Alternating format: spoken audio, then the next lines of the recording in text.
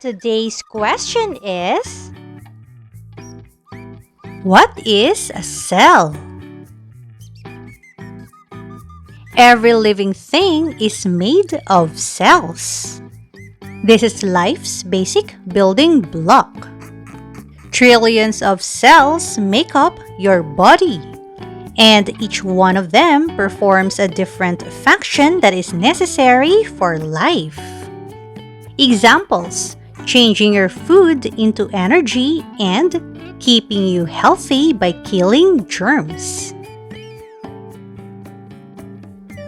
A cell has various parts that perform different functions to achieve a common goal, which is to keep the body alive.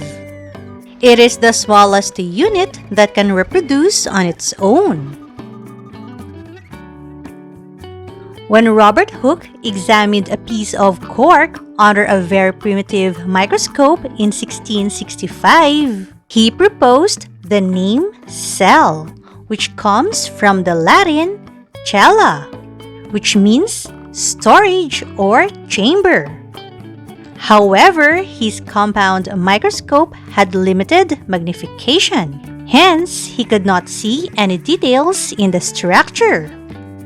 Owing to this limitation, Hooke concluded that these were non-living entities.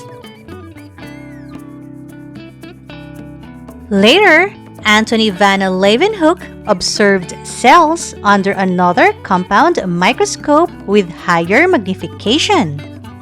This time, he had noted that the cells exhibited some form of movement or motility. As a result, Leeuwenhoek concluded that these microscopic entities were alive. Cells exist in a variety of shapes and sizes. Red blood cells are disc-shaped, while some skin cells resemble cubes.